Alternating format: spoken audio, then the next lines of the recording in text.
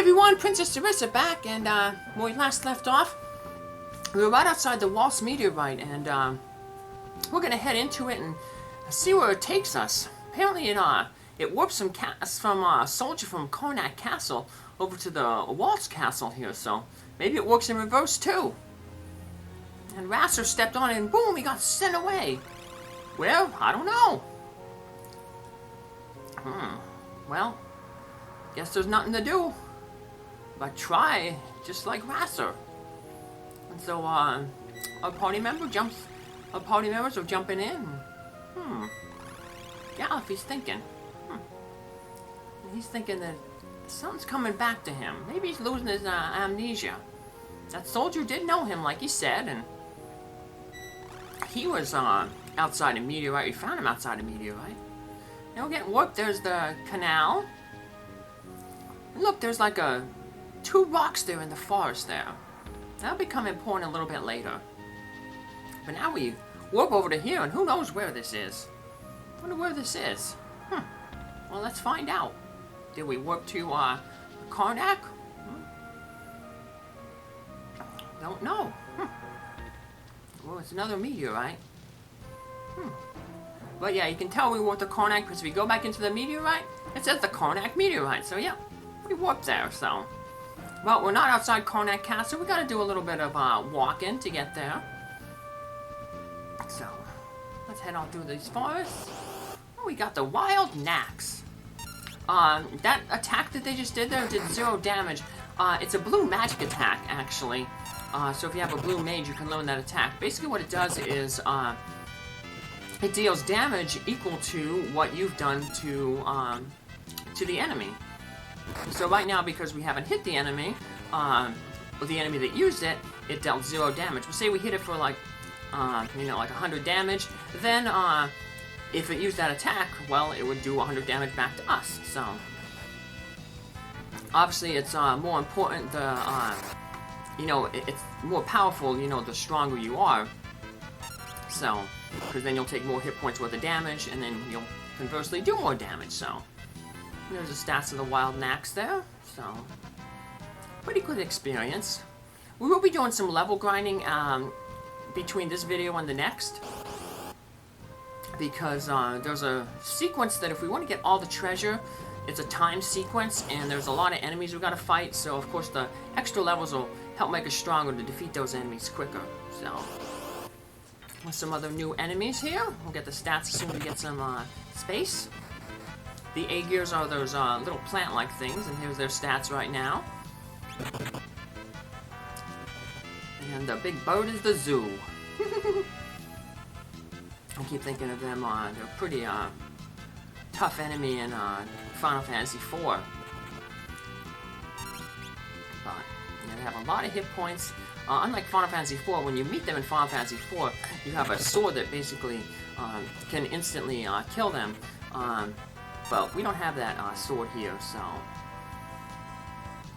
Otherwise, when you're playing Final Fantasy IV, you can hit them even though they have a lot of hit points. You hit them once and they pretty much die right then and there because the sword, the auto ability of the sword kicks in, so. Alrighty. Oh, we got an elixir, nice. So we got 3 things here. We have the castle here, we have a town there, and then you have some kind of boat there. And looks like we can enter the castle. Yeah, all the guards will say the same thing. They basically say, hey, get lost. So, well, let's check out that boat. Maybe they can give us a ride somewhere. Nope. It's off limits. But it's a fire-powered ship. Not powered by the wind. So we head into Karnak. And this is the fire crystal place. You can tell because there's a whole bunch of fire going around here. The fire is kind of annoying because it blocks out access to several places. And speaking of access to several places, we won't be able to get into most of the shops. And we also won't have access to the ancient library. Somebody said there was an ancient library over to the southwest, but we can't get there because the queen built a wall. Apparently she's annoyed at the scholars, and she sealed them away, so they can't come bother her. So here's our item shop, fill up on potions there. We don't have much else to spend our money on, so like I said, a lot of the shops we can't get into. So this room, nothing in it right now, but it'll be important a little bit later. So just keep in mind there's 2 beds there. So, and now we're just gonna head out and explore the rest of the town. Now, one of the things about the fire, there's the fire there. There's going to be fire in here in the town and in the castle. It's really annoying in the castle because it blocks up a whole bunch of treasure chests. And that's why I said the time event comes in later on. So you have to get all the treasure chests, but you only have a certain amount of time. And this guy gives you a little clue. There's an enemy you'll run into called crew dust, and if we're alone, if it's alone by itself, it'll use an ability called Flash, and Flash blinds you. So, another character, those headstones back on the North Mountain could have used the Flash if they had if you give them an ether or an elixir, anything that gives them magic points. They don't initially have enough magic points to cast a spell, but if you give them something, they can use it. And the reason you'd probably want to do that is because if you want to be if you have a blue mage, that's another blue mage magic spell you can learn, and you can learn that spell on the North Mountain, and then you can use it against that Gorilla boss, because he only uses physical attacks, and the blind spell will reduce his accuracy with the physical attacks, so it'll make that boss battle a little bit easier, so if you run the blue mage. So, as you can see, strategies change depending on what job class that you're using, so that's where the joy of the Fiesta comes from. It forces you to maybe use jobs that you not necessarily would use otherwise. So some people like to be magical, some people like to use heavy physical attackers like knights, and the Fiesta forces you to use jobs you may not be comfortable with. So now the only stores we can get to are the weapon and armor shop. And this guy says that, hey, thanks to the fire crystal, we can make weapons and armor real cheap. So you can buy armor here real cheap, but the catch is you can only buy one. You can only buy one item right now. See, they're really cheap. I think they're like 1/5 of their normal cost. So, or 1/4 of their normal cost. So, yeah, you can only buy one, and then as soon as we buy it, then they say, hey, we saw you come out of the meteorite, and there's some werewolf that came out of the meteorite earlier, and you're probably in cahoots, and they throw us in jail. And we just gotta sit here in jail for a little bit, so it's a perfect time to watch a commercial for rabbit and small animal rescue. Transforming the neglected, abused, unwanted, abandoned into the loved, sheltered, happy, and content. And we can get some more pictures a little bit later, so. But yeah, we just wait in here in this little cell, and see there's that guy over there to the left? And eventually we'll end up meeting him, so it's just a matter of sitting around and waiting. So while we wait, we're going to just remove all our equipment, because when we get out of jail, spoiler, we're going to get new equipment, so better equipment for all our characters, so. And the level grinding we're going to do, we're going to try to get up to level 18, because that'll give us the 2 more attacks, so multipliers, so. Definitely increase our damage for our physical attacks for our monks there. So, yeah, in time, eventually, the man over there will make a move, and he blows up a hole and comes into our cell. Which is weird. Why wouldn't he just blow up the door?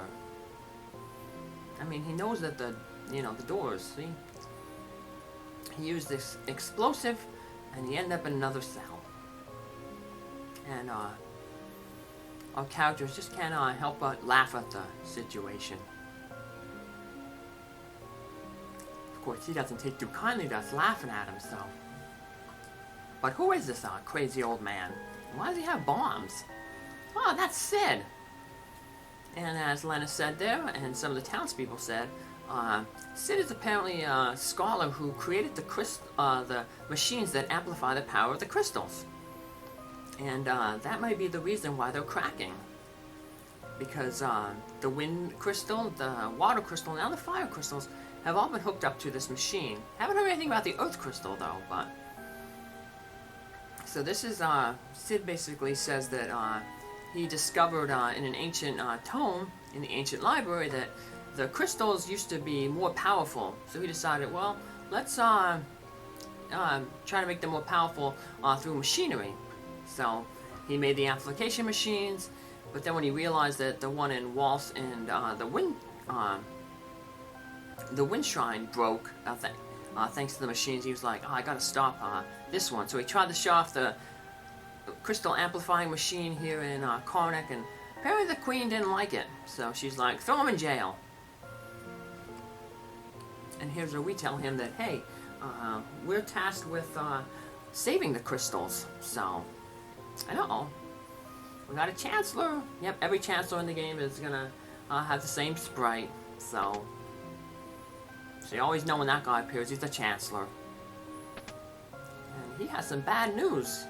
Apparently the fire crystal has cracked. And even though that the fire crystal, he shut the machine off, the crystal is still outputting things. And he's like, oh, it must be the fire ship. So the fire ship is that ship that we tried to get onto earlier, that where the guards kicked us off, and Sid's like, hey, I'll help you, but you have to let these people help too. So it's weird they'd call them kids, considering that Galp is probably as old as him. I get Rasser, Ferris, and Lena, though, could be young compared to him, and I guess can be considered kids. I think, like, I think all the characters are in their 20s, their early 20s. Gallup, I think, is maybe in his early 50s. I don't know the exact age, but I think I heard that somewhere, so. But yeah, Sid says, hey, let's, we'll go check out the fire ship, and, we're like, okay, we'll meet you there. But we're not going to be able to walk right to the fire ship. We're going to have to go through the castle, and we can talk with some folks here and learn some stuff. We see a lot of treasure chests around here, and they're all blocked off by these fires, which really stinks because some of these treasure chests have really good treasures in them. And when we're finally able to get access to the treasures, it's a timed event. So that's why we're going to level up and gain some levels so that we can defeat all the monsters guarding the treasure chests and still be able to collect them all. Because this is one time where, this is a dungeon where we won't be able to return back to it. So if you don't get the treasures all in one go here, then you're not going to get that 100% treasure completion. And that's what we're going to aim for. So 100% in the game, like we did last year, hopefully. So yeah, touch the fire, you don't take any damage, but you get that silly animation. It'd be like you're jumping and hopping, like, ouch, fire! Oh. So apparently there's a werewolf going around, the one that came from the meteorite. But some people wonder if he's a good guy or a bad guy, so...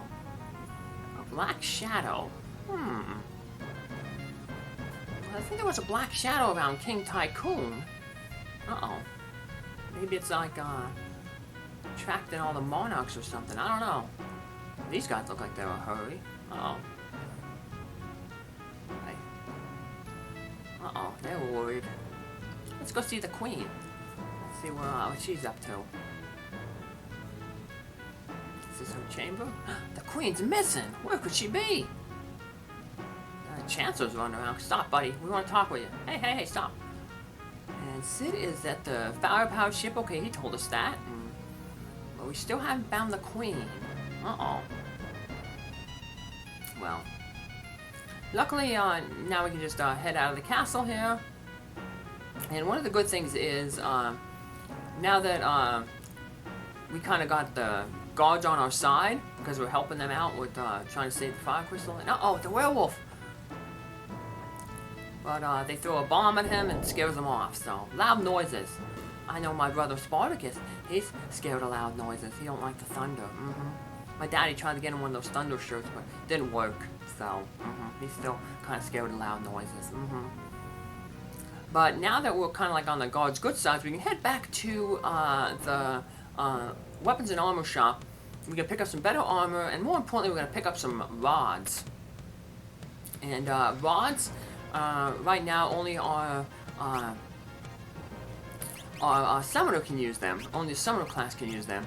But they're really good, not necessarily for their attack power, but because if you break them, and I'll show you how to break them in battle, what happens is it casts a level 3 elemental spell, which is the strongest elemental spell.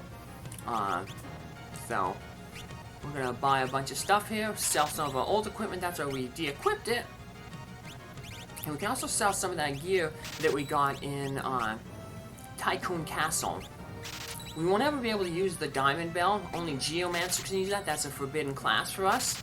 And we won't be able to use that healing staff, even though it's really, really good, because it's, once again, the class that we can't use in this Job Fiesta. So, just sell it all and end up picking up 4 plumed hats, 3 silver plates, 3 silver breastplates for all our monks, and then we'll eventually also get 3 silver bracelets.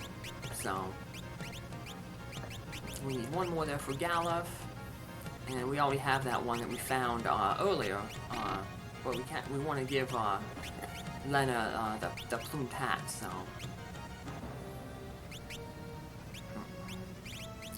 and 3 flame rods will be good. We'll eventually want to buy some ice rods then too. But remember back in Walt's Castle, they talked about the ice esper Shiva, and they were like, "Well, she's probably making the things cold." Well, now that we have access to fire rods, that's why we bought one earlier when they were really, really cheap. We can go back to Shiva and we can break the fire rods, and that'll take her out pretty quickly. So that'll be able to get a level 2 Esper summon for Lena. And not only is a level 2 obviously going to be more powerful than level 1 summons that we have, but one of the other advantages of the Shiva summon is that it is multi-targeting, which means that it'll hit all the enemies. So that's pretty good. And right now, because we have kind of a long trek and not really long for a while for a boss, we'll just equip the chakra ability on our characters. We saw what chakra did earlier with Lena. Lena had the chakra. It basically gives you some hit points. It's basically a heal, and it can also remove darkness and poison from characters. But it's based on your magic stats, so Lena's chakras will be much stronger than the other 3 characters' chakras, because they're monks, were in a lower class. So this will give us a chance to show off some of the other summons that we got here. So we saw the Remora summon earlier, basically a bunch of fish. If the fish appear during that summon, that means the spell worked, and basically it paralyzes the enemy that it hits. So you can see chakra for Faris, they only did about 92, where chakra when Lena used it was like maybe 130. So the self summon there, what it does is it attacks an enemy and steals the hit points off the enemy. It drains hit points from the enemy and then divides it by the amount of characters that are alive on your side of the party, and gives them that hit points. So it did 120 damage to the wild knack, and then gave each of our characters 30 hit points. So, and the chocobo is just a straight physical damage spell. The chocobo comes out, kicks the thing. So it gives some like I said, it's physical, it's non-elemental. The level 2 summons will all be elemental. We'll get the ice, fire, and lightning. But for now, we're only going to be able to get the ice back in Shiva. And that Shiva is really going to be good for the upcoming area, because if you think about it, it's a fire ship, so obviously a lot of enemies are going to be fire elemental, and so obviously they're going to be weak against ice and water. So waters are blue magic. You get there's 2 water spells, blue magic spells, but we can't get them because, like I said, we don't have a blue mage. But ice will do just as well. So here's another new enemy, the Grass Turtle. As soon as you take one out, we can see its hit points there. These guys will always drop turtle shells, and like other lizard enemies, they're weak against ice. So if I probably would have used the ice rod there, attacked with Lena with an ice rod, I probably could have done some damage. But turtle shells, we can pretty much just sell them. they're only useful for the chemist class. The chemist class gets items and mixes them up to make different potions. So, and that's my brother's bark just in the background growling. But he mixes different things to create different effects. So there's offensive effects. Total sales usually are used in a lot of things to like bolster defense. So, okay. So we're gonna work back to Walt's Castle here. We'll hop on our Hiryu, the Wind Drake, and fly back to the castle, and we're able to explore a little bit more of the castle. There's a tower in the background that we didn't go in, and that's where Shiva resides. Remember that one scholar said that legends told of Shiva living in the castle. That's why the walls are. That's why it was always cold. The walls are always cold. Well, like most RPGs, when you hear a rumor, it's usually true. So that rumor that Shiva's in the castle somewhere, yep, it's true. So we'll just heal up real quick. Yeah, we equip that chakra because, like I said, after we get Shiva, we'll do some level grinding, and so it will allow us to stay out in the field a little bit longer. We won't have to necessarily run back to the inn, because when we have time, we can heal ourselves in battle. So, and also, chakra will be very effective against Shiva, in a sense. Not effective in the sense that it'll deal damage, because it's not, but it'll help increase our character's survivability. So, the way we're going to fight Shiva is, the only one who's going to be dealing any damage is going to be Lena. She'll be breaking the fire rods. And we'll put everybody else in the back row. And because Shiva comes with 3 minions, not Marty Mouse House minions, but just minions. And they'll do physical attacks, while Shiva will do ice attacks, ice spells. So the first round, everyone's going to be in the back row, so that they take less damage from the physical attacks by the minions, and they'll be defending. Defending in this game reduces attacks by 50%. So we'll basically, take basically a fourth damage from physical attacks because we're in the back row, halved, and then halved again by defending. And then the magical attacks of Shiva, it's not based on row. Magic doesn't matter about rows, but we'll take half damage from that. So it'll definitely increase our survivability. And then the second turn on, we will, in order to keep our characters alive, we will start using the chakra ability to heal up. So here's the one enemy we did not meet in the Walt's Tower, but like I said, it was okay because we can meet them in this tower, the Elf Toads. And these guys also have a blue magic spell that you can use. It turns you into a toad song. It can turn you into a toad. And that's another blue magic spell that is good against that Garula. So let's head on up. Real short tower. 4 floors, and the first 3 are really tiny. But yeah, we got that little crystal there. It looks like a little ball, green ball with a red center. That's going to be your summons. You'll see quite a few of them throughout the game, and all of them indicate like a kind of a boss fight. So we want to heal ourselves up here. As you can see, we can go into our menu, press the A button, and then or press left and then the A button, and that allows us to switch our rows. So we can put everybody in the back row now, and here we're ready to fight Shiva, the Ice Goddess. So she comes with these ice commanders, and they're actually going to use physical attacks, but their physical attacks are reduced by 4, because, like I said, half at first because we're in the back row, and then half again because we're defending. So now we're going to break this fire rod. Now everybody here, the ice commanders and Shiva, are all weak to fire. So the one fire rod will take care of all the minions. And now we just use the chakras to heal ourselves up and increase our survivability so that we can survive some more spells if she gets another thing off. And now when we use that rod, it broke. So we have to go back into our menu, we hit up and go into our item screen, then we can select a different item. Once the item is equipped, we double click on it and it breaks the rod again. And a second fire rod takes Shiva out. And we get Shiva the summon, and we get a second frost rod. Woohoo! We got the Esper Shiva, which is our first level 2 summon spell. And we can look at that if we go into our magic ability, magic, go down to Esper, and we have the first row is the level 1s, and Shiva's our first level 2.